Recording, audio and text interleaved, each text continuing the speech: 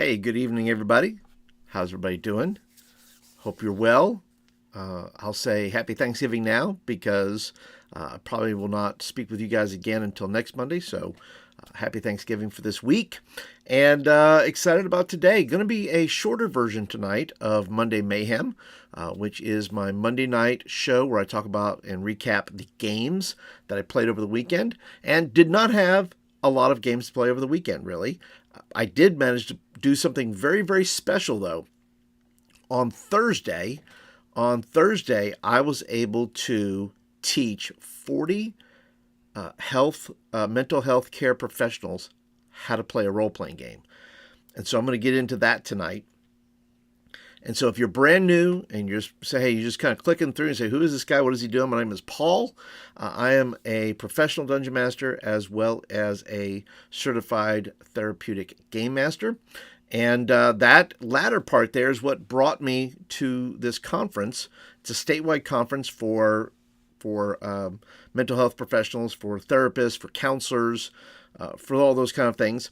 And I was invited by my friend Steven. And I'm going to show you a few pictures as we go along here, just of kind of the crowd. And I'm going to show you a little bit about how I did the session. Now, there's a video coming that I don't have yet, but once I get that, I'm going to post it.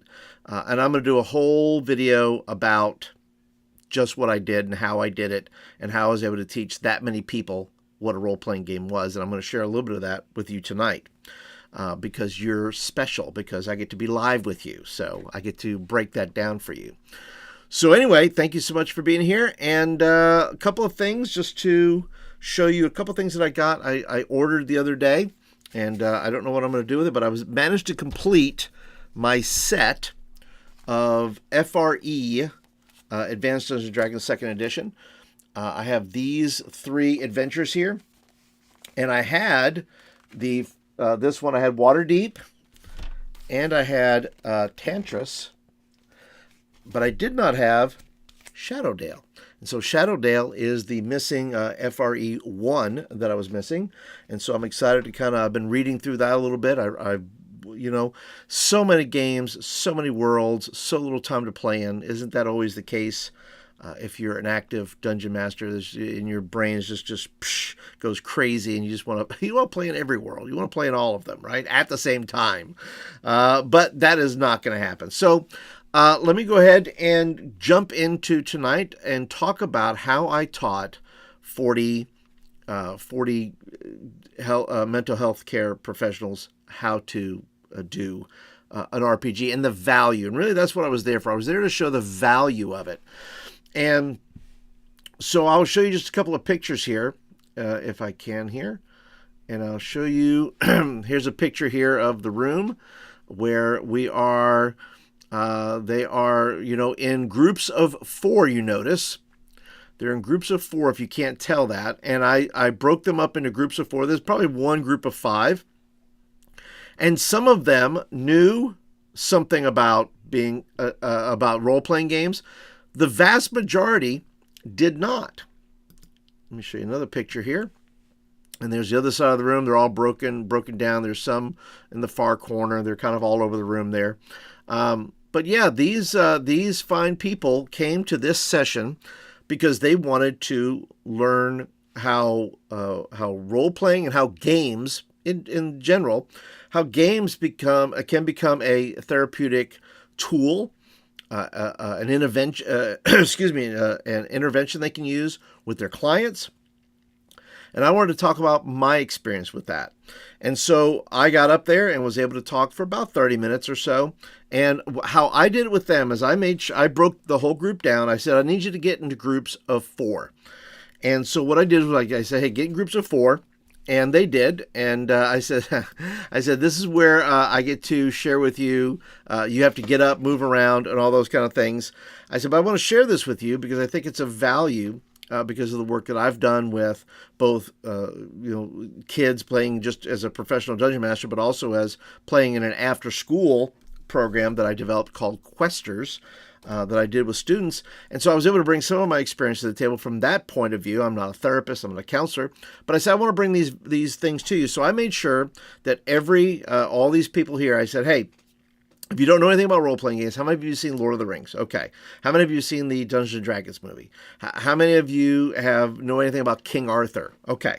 So I gave them something, a mental map of some sorts, and I said this is more of a simulation than a demonstration, because to demonstrate the game, I'd have to sit down with them at a table and go into all the things, which I didn't want to do.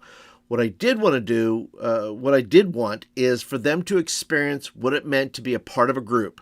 So I made sure that every group got a little bowl, and in that bowl, I gave them a healing potion.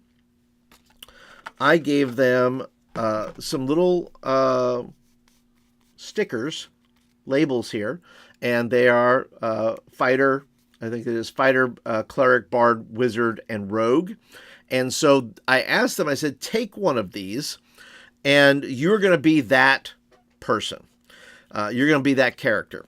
And I said, go come up with a name. And so we had a lot of fun with that. I said, hey, tell me your name. And, you know, a lot of people shouted out their names. They're really funny. I said, and I'll get to this in a minute. I guess I'll finish what's in the bowl here. But also in the bowl, and this was really simple, was I just gave them a D20. Everybody was going to be able to take a turn at rolling their dice. And look at that, a 20. I'm not lying. Look at it. I actually rolled a 20. How about that? Look at me rolling 20s. I need to roll those. I need to roll those in my games. I don't know why I'm killing them all. I'm wasting them all here. But all that to say, I broke them up into the groups of 4 or 5.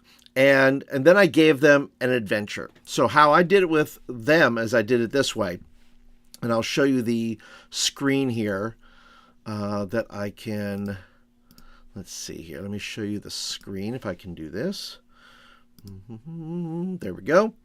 And so I have these, if I can get to the first part here. And I just called it Welcome to Adventure. And these slides I made on Canva, and this is where I'm at right now. I'm in my Canva. And I basically said to them, I said, first of all, you're going to be a party of 4. You're a wizard, a rogue, a fighter, a cleric. I didn't do any, this is all they needed to know. I did not want to give them a bunch of rules. I did not want to give them any of those things. I did not want to muddy up the waters, so to speak, with a lot of things they didn't need to know. What I wanted them to know is I wanted to take them on an adventure. I wanted to take them into a story. And so I just kind of developed a 3-act type of story. And so once they understood what their role was in the party, that they were a wizard, a rogue, a fighter, a cleric, and then I said, how do you know each other? And some said, they had some great responses. Some said, these were the choices I gave them. I gave them family, military buddies, refugees, childhood friends, and some chose from that list. Some was a group of bakers. I said, fantastic. They were just a group of bakers on their way to a baking competition. I love it. And then, I had some that were escaped convicts. We had some that were childhood friends, whatever it was. And so they really had a lot of good ideas. These folks in the room here really did a super job of buying in to what I was asking them to do. And there were all kinds, as you can see in the pictures there was all kinds of people there. There was older people, there were people of color, there were, women, there was men, there was all kinds of different kinds of folks in the room. And I seriously doubt, and I think when I asked them to raise their hand, the vast majority of them had no background or any experience in role-playing games.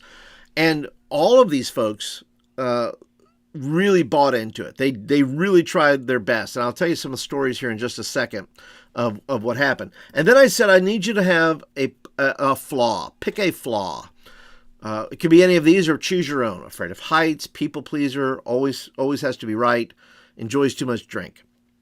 And I said, well, here, and how we're going to play it, these flaws will come into play. And so I told them, I said, look, here's your D20 that was in your bowl. I said, each scenario has a difficulty challenge or a DC. Each player must roll to see if they meet or beat the number. Success equals heroic action. Failure equals consequence. And that's all they needed to know. They were going to make up the story as they went. There was no, anything else, because I wanted them to experience the story, not the rules. Wasn't there to teach the rules. I was there to teach them the power of story, teaming up, everybody having value, those kind of things, and as a practice, as once again a tool to be able to use with their clients. So scene number one was you are searching an old castle because you were told there was a map to an ancient dragon hoard. Each person shares what they are going to do to find the map. Your DC is 10. Success equals find the map. Failure equals a trap. And so so that's what I did. I said, look, you have, when I told them to do this, I said, look, you have, the next scene was, you have 3 minutes to resolve. So basically I gave them the scenario and I started the timer and said, hey, you got 3 minutes to figure it out. Everybody in your group rolls and you collectively tell a story. If you succeed, everybody tells why they succeeded. What did they have? What was it about their wizard? Or did they cast a spell? Or was the rogue super sneaky? Or did the fighter have to fight something off, right? Or did the cleric have to invoke a deity to help them? Whatever it was, and they did it. And then I said, okay, we stopped after the 3 minutes. I said, okay, tell me what you experienced. And they had some great stories. Some found the map. Some did not. Some that took the I drink too much. There was a bunch of them. They went into this whole. They really went into elaborate stories, which I love. That's exactly what I wanted them to do. And they wound up. The ones were that one was heavy with drink, got drunk, fell asleep. 2 of them of their party just sort of wandered off. Just said, I'm just going to go explore the castle. And then one found a dragon. Okay, found a dragon, and they hung out together. It's like, okay, that's the failure. That's that was the consequence of the trap, was that something about their flaws that caused them to not be able to succeed. And then, like I said, I gave them 3 minutes to resolve. Then the second scene I gave them was the map leads you to an old bridge guarded by a giant. You must negotiate or fight. Each person can take a turn. 3 must succeed to negotiate. Your DC is 12. Success equals crossing the bridge. Failure equals you must fight the giant. Now, I made it to where I said the challenge was, and I role-played the giant and said that he puts out a giant mug of beer and he says, "Oi, you've got to drink with me. If you don't drink with me, well then I'm going to eat you." And so the party had to figure out how they were going to drink this giant-sized mug of beer. And so they all came up with these ideas. And so they wound up rolling. And a large portion of the groups wound up figuring this out, that they either somebody said, I cast a spell on one of our guys that they could absorb the drink, right? They could absorb the drink more. And once again, is that a rule? No. Is that a spell even? No. It's not even the point. The point is that they figured it out. They said, according to my character, I'm going to role play my character, and this is what I would do. This is what my character would do. And they did problem solving, and they role played, and they explored, and they did a lot of cool stuff. And once again, they had 3 minutes to resolve it. And then I would chime in and let them know how much time they had, all that kind of good stuff. And then scene number 3 is you were in the dragon's lair. You must sneak in to retrieve the treasure. 3 must succeed. Your DC is 14. I told him, I said, you notice how these DCs keep scaling up. I said, in a normal game, a role-playing game, usually you get some sort of benefits or bonuses. You level up, whatever it is. Explaining the game as I went without giving, a ton of, lore dump, as some DMs will do. Yeah, just pontificate on lore or any of the history of the realms or whatever it is. And there's time and place for that. This was not the time and place for that.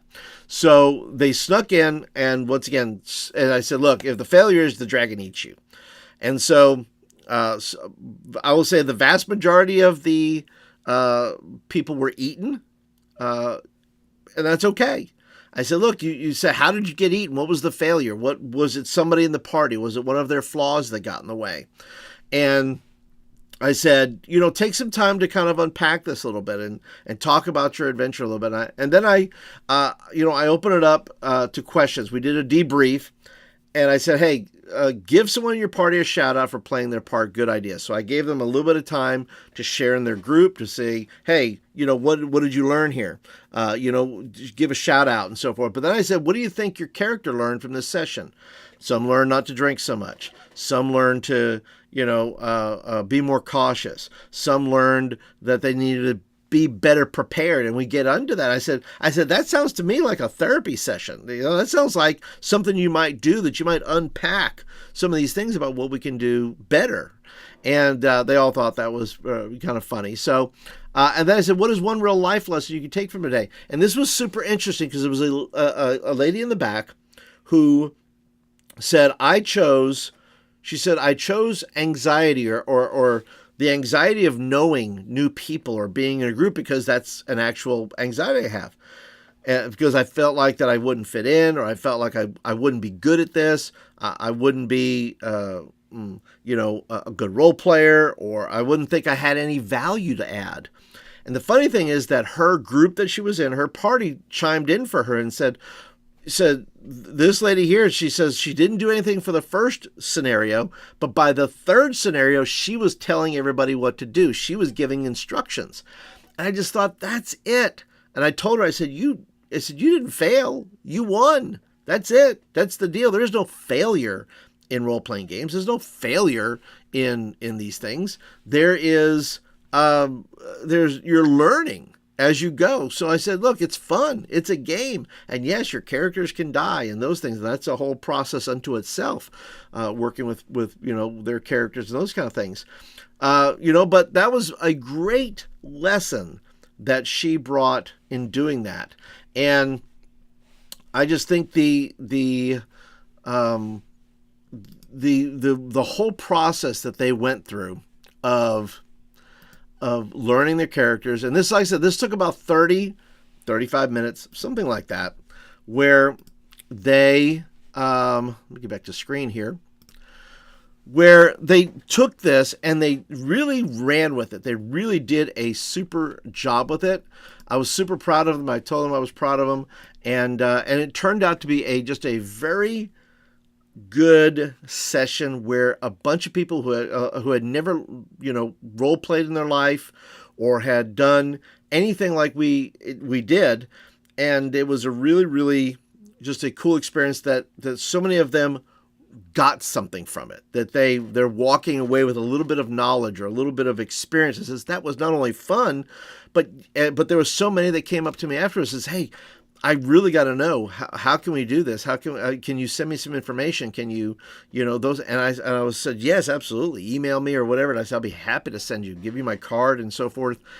And so, once again, I did not play a lot of individual games that are going on, but this one was the kicker. I think this was so worthwhile for me. It was very meaningful. It was just a great session. It's something I'll remember forever, just because it was just a lot of fun. And once again, once I get the video, I'll put the video up, and maybe I'll do some sort of interconnected stuff with it where I'll kind of break down what I did, but I'll do it mostly so you can hear the responses and the things that I heard from the folks that were playing along. And let's see, any closing remarks before I get out of here and let you get back to your, cleaning your house or eating turkey or whatever you might be doing. So I would say this: if you're new and you're watching this later on, maybe you find this. Hey, listen, thank you for being here. Be sure to give it a thumbs up. Let me know that you liked it.